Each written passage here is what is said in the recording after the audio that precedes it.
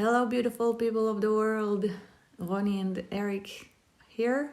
Say hello, Eric. Hello, beautiful people. So, we're talking today about the full moon that we saw last night. It was a supermoon. It was a supermoon. It's 27th of April today, 2021, and the Hebrew date is The same day, different numbers. 15 of Nisan. What year? No, it's 15 Iyar. Yeah, 15 Iyar. Yeah, stop. Nisan was last month when we celebrated Pesach. Aviv. And what year? Yes. What's the Hebrew year? 5781 since creation. Okay, so it has been one moon cycle since we've celebrated Pesach, Passover. And if we think back, that means that the Israelites that left Egypt has been in the desert for a month now. Not in the wilderness? No. Well, the English translation is wilderness, but in Hebrew it says midbar.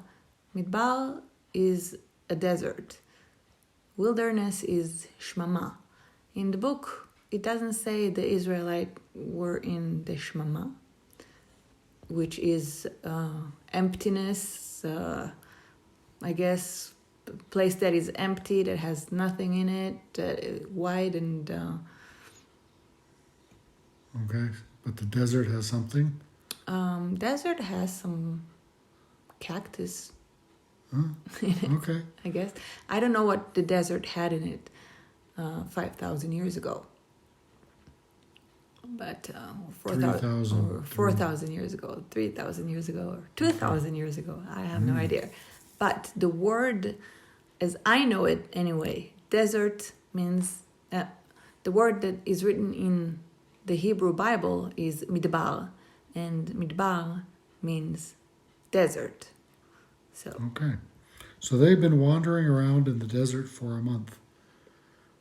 They crossed the Red Sea, and they've been moving along, guided both night and day. They've been walking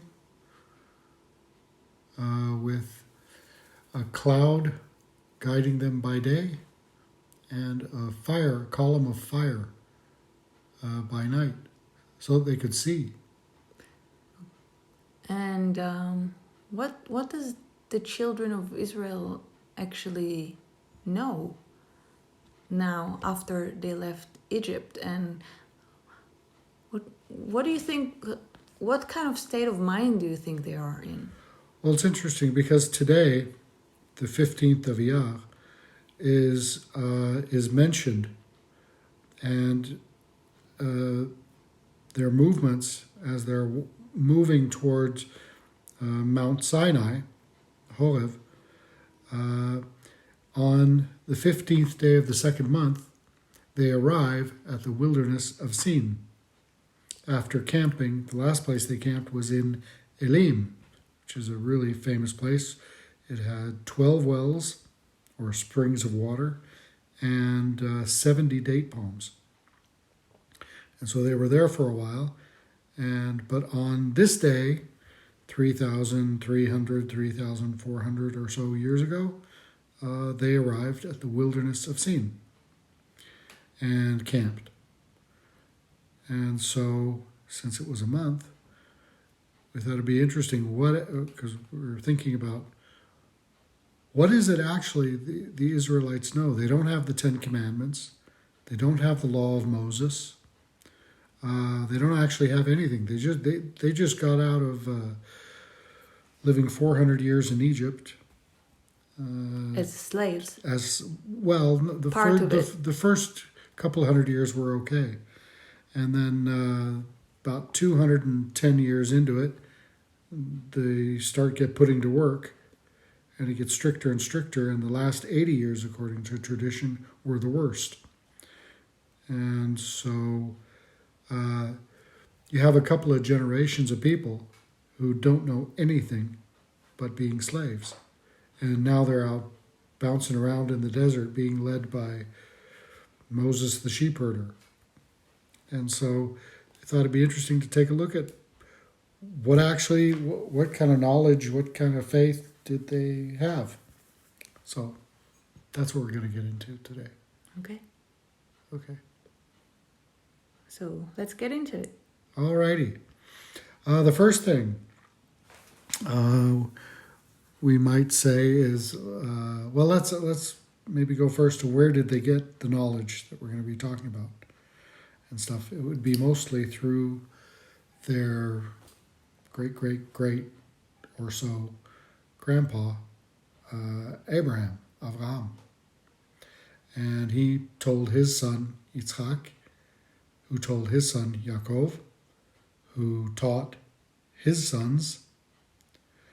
And the information we're going to go through today is all in Torah, all in the Torah. So just based on this book, or these books. Let's just clear who are the children of Israel?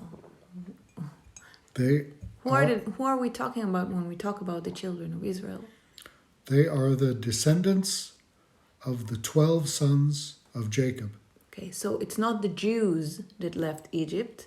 It's 12 tribes that are descendants of the 12 sons of Yaakov. Who was Israel. Which was given the name Israel too. Yes. Yes, so the Jews, they're the descendants of Judah, and they were 74,000 and a little bit men. Okay. Plus their wives, plus their children, plus their parents, they're old people. Okay. But they're numbered as 74,000 and a little bit. So Jews are just one little part of it, 1/12. 1/12. Yes. Mm-hmm. And then it gets more complicated later. That's fine, 1/12. So, the children of Israel, as they left Egypt, they do know God. Not only have they, in the last few months, seen him manifest his power through the 10 plagues, beating up on Pharaoh and his people. But they knew about him beforehand. So they know God.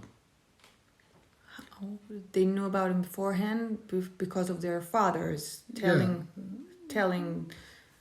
Abraham to, like you said before, Abraham to Isaac, to Jacob, Abraham, Yitzchak, Yaakov, Yaakov to his 12 sons, and about all their happenings and their experiences and the blessings, and we'll get into all that.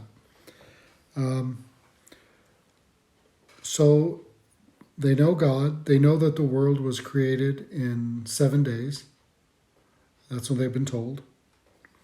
And so therefore there is a Sabbath. They know of the Sabbath day. Now in Egypt they're not going to be able to do that because they're too busy making bricks.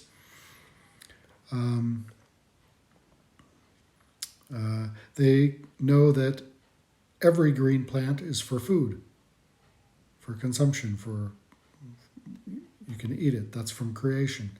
It's given to everybody. This information was given in the what we known as the story of creation. Yeah, it's Adam and Eve. Yes.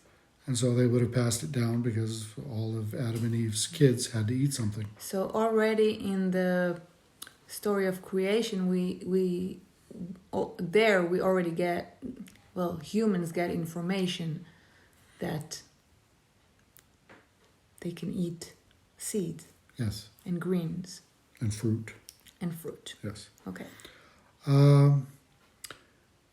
They know of the flood. It's the tradition. It's a tale that all the peoples around them also would have known about, and they understand that that's a consequence for disobeying God. They know about it, They know it happened. And so after the flood, they know that, and because the Israelites do eat meat, they know that that law was given to Moses and his sons. Noah and his sons and their wives. So you can eat meat, but you can't eat blood. Nobody is supposed to eat blood. Okay. And that information was given to Noah. Yes. And this is also passed on through the generation. Yes. And so, of course, Noah's sons are the ancestors of everybody who's alive today. And so everybody alive until then, these rules apply to them as well. You can eat meat, but you can't eat blood. You're not supposed to kill one another. And we're also responsible for the lives of animals, how you treat animals. Also, a more fun one, this also was all the way from the beginning of creation. The Israelites knew that they were supposed to be fruitful and multiply.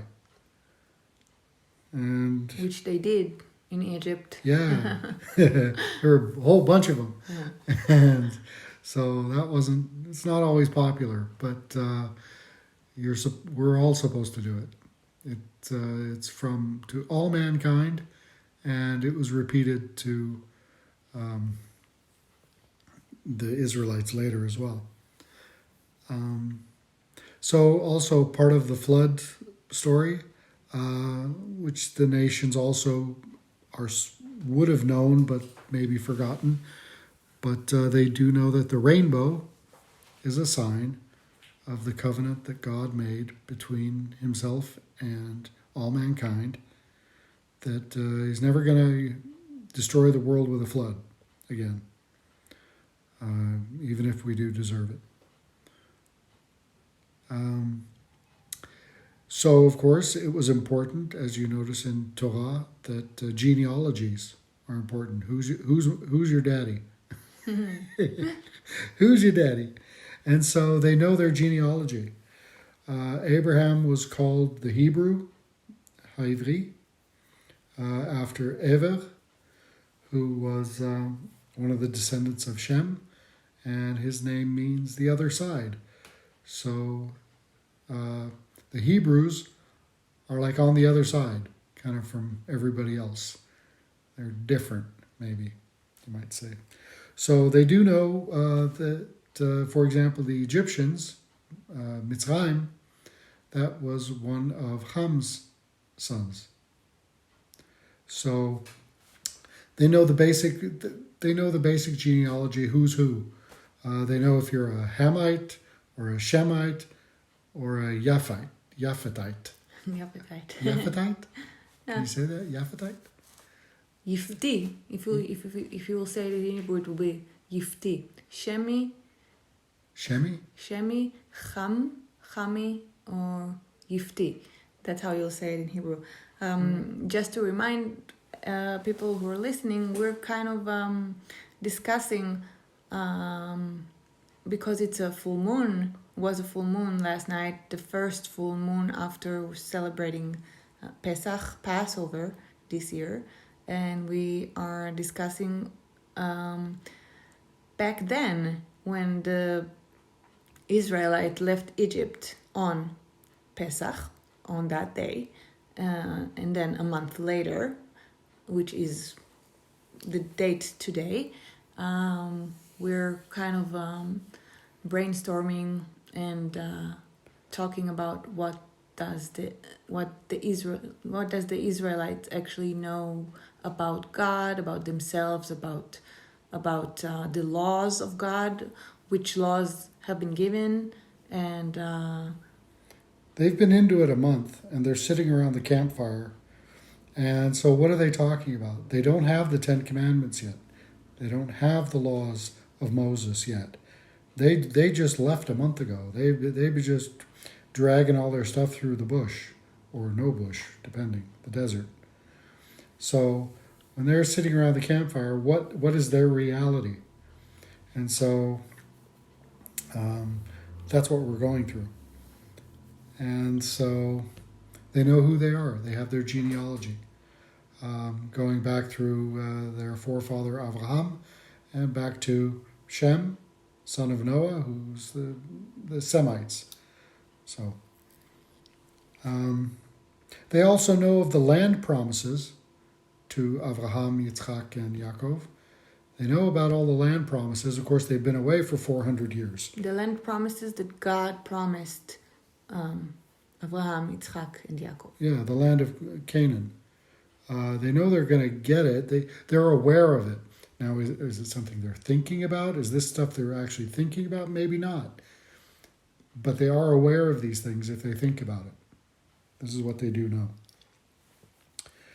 They know that their forefathers, these same three, the patriarchs, own property in the land that they also own through inheritance, and that is the cave of Machpelah, the field in it, all the trees, where Abraham and Sarah were buried, along with Yitzchak and Rivka, and Yaakov and Leah.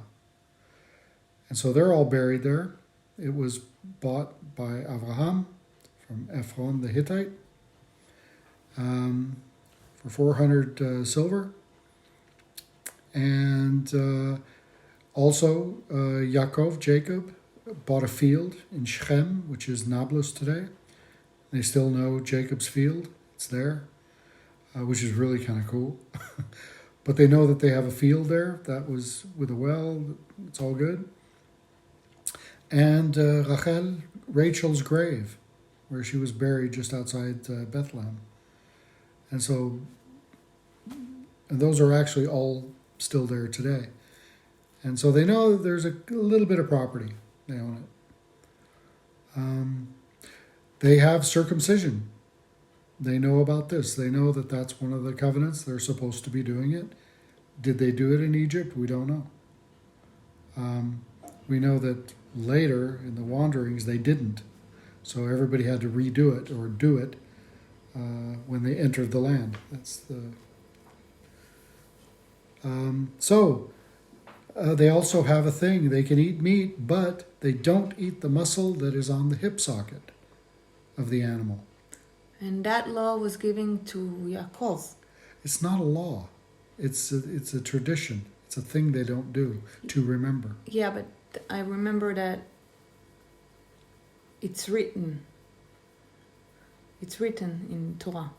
It's written that they don't do it. It's not written that they're supposed to do it. Oh, okay. But it comes from Yaakov. Yeah. And he was wrestling with the angel, and the angel couldn't beat him, so the angel smacked him on his hip and knocked his hip out of joint. And so he was limping. And so to remember this, because out of it, Yaakov got a new name, Israel, which is normally translated struggling or struggles with God. And so it's a big event. So to remember that, you don't eat that. So, but it's not a commandment, actually. Okay. But it is a tradition. So moving on. This is an interesting one. If a man dies with no children, his widow marries his nearest brother. And the brother is supposed to get the woman pregnant so she can bear children. And the firstborn will be named after the dead brother. So the dead will be able to make a mitzvah, make the commandment of A positive commandment. Of pruvu. Of bringing forth children, being fruitful and multiplying. Yes. So that's how they do it. So they don't lose their name. Your name is actually remembered. You get your kids. And so Moses brings this forth. Moshe talks about it quite a bit, actually, but here it's before the law, so they're actually already doing it. And you see that through Yehuda's sons, Onan. Dies. Onan takes Tamar, but nothing happens there. And his third son, what was his name? He's too young, so Tamar has to wait. So you see that they're already doing this tradition. Also with Tamar, she pulls a fast one on Yehuda because she's kind of mad at him. She covers her face and lures him into sleeping with her. And so covering the face is a prostitute. A woman shouldn't cover her face. Don't hide your beauty. Don't hide yourself. Okay. Whoring is wrong. We also get that from the reaction to Tamar. Of course, she pulls a fast one on everybody and ends up all right. So, in Tamar, she was a Canaanite. A Canaanite. A daughter of a Canaanite. And Yehuda made love to her and had children with her. I wouldn't say he made love to her. He had sex with her. That's not the point. Had sex with her and had children with her. Yes. Right? So the descendants of Yehuda, the Jews, are also Canaanites. If we they're Canaanite mix. We're kind of being this cheeky here. No, it's a big thing because it is pre-law, but still they are marrying Canaanites, even though they have a history of Yitzchak and Rivka not liking it, right, or marrying Hittites. So so whoring is wrong. You don't want looseness. Rape is wrong. The children of Israel, no matter what the surrounding peoples, at least the children of Israel are against rape. It happened to their sister Dinah in Shechem, and they were furious. And their father Yaakov didn't like it, but he had a different answer for it. But anyway, so that is a thing. It's well established that that's one thing we don't do. Neither do they steal. Stealing is not a good thing from anyone. Even the Egyptians, who would be pagans and all this stuff, the brothers were very upset that one of their own had stolen Yosef's cup, silver cup. It was Benjamin who got blamed for it, of course. So no stealing. Honesty in business goes along with that. Of course, Joseph being in Egypt and being testing them and being smart, he put their money, when they bought grain from the Egyptians, he put their money back in their sacks. So when they got home, they found out they hadn't spent anything. And when they went back to buy more, they brought the money with them to pay up. And so honesty. They didn't try to get away with it. That's children of Israel. They know God's name, the 4-letter name, and they use it. Abraham used it, Yitzchak used it, Yaakov used it, and so, Moshe? Yeah, that'll come later. Yeah, but they're already with Moshe. Okay, so they're with. It's been over a month that right, Moshe is leading them and telling them, do this and do that. Right, so, he came and told them the name and everything. Okay, yeah, so they know God's name. As far as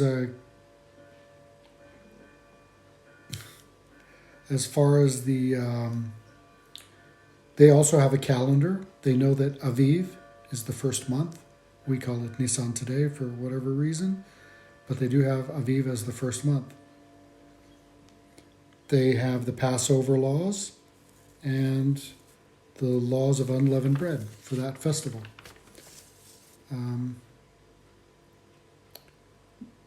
They also know that foreigners can join them. It's not an exclusive club. No, you're not our family. You can join. Not only, they also have slaves. Slavery is actually allowed. And the slaves in a way, are part of the house of Israel, and so foreigners can join and they have plenty of them with them at these camps. So that's a really interesting one, I think. We'll talk about it one day. Okay. They have laws of firstborn, the rights of a firstborn.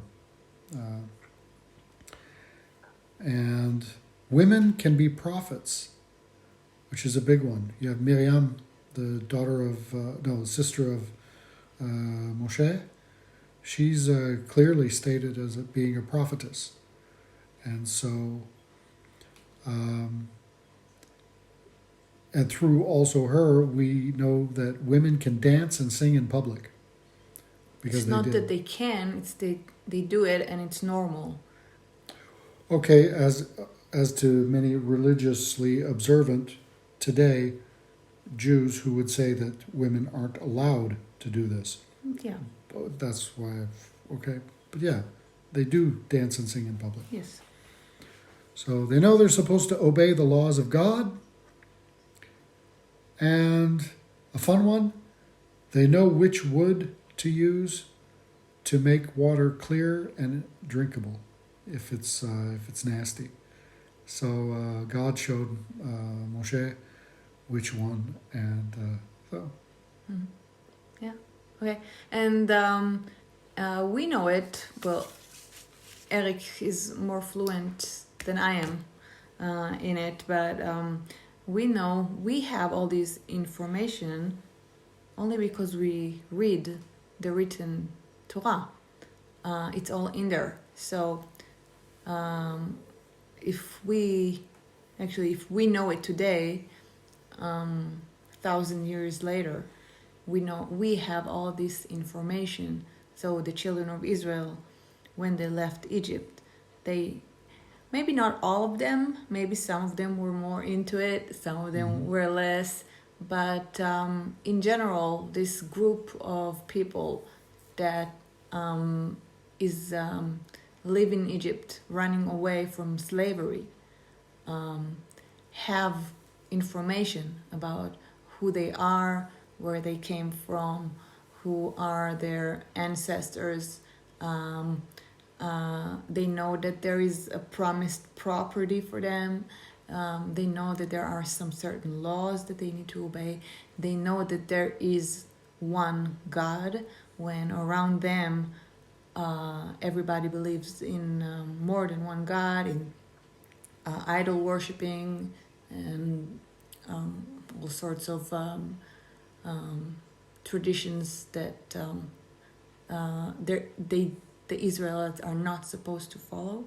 And yeah, everything that we just talked about and Eric talked about.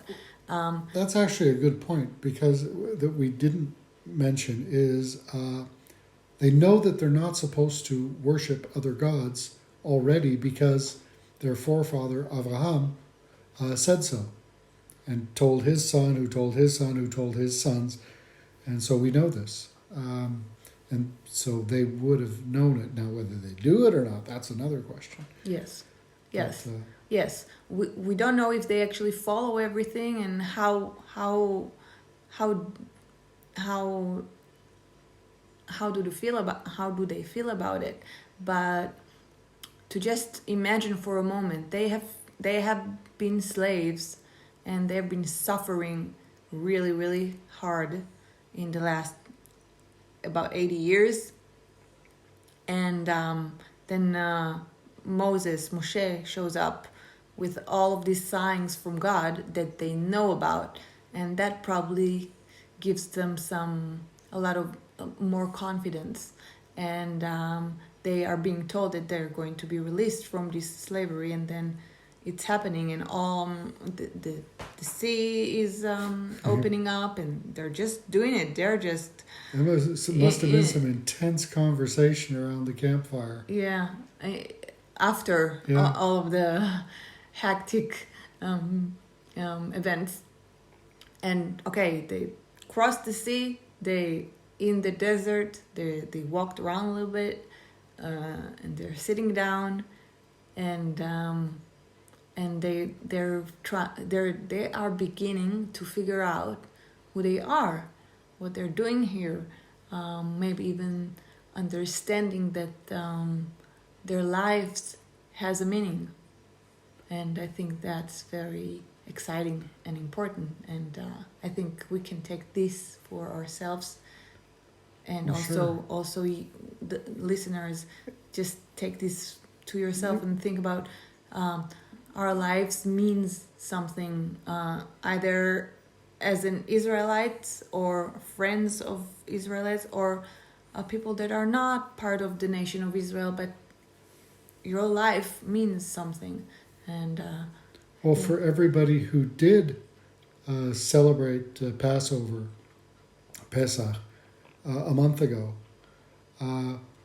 where are you in the wilderness of your life or desert of your life? It's been a month. How has your life changed? How has the Passover experience changed you? Changed you? Changed you. The Israelites of the day, their lives changed incredibly, but it's only been a month since they were slaves. It's only been a month. And so they have this new reality, and they're sitting out in the campfire. They haven't gotten to the mountain of God yet. They know where they're going there, but they don't know what's going to happen. Maybe they're talking about it, but where are you wandering? And how does Passover actually affect you? Yeah. And so I guess that's what do you know in your life? What's your foundation? Mm. So this was the foundation of the children of Israel a month after leaving. Okay. And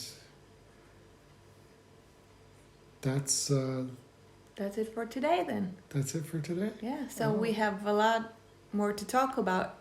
The next part of the story is really trippy. Okay, so give us a hint. They want to eat meat. They've been walking They're hungry. walking. They're and hungry. now they're hungry and they're not going to take it anymore.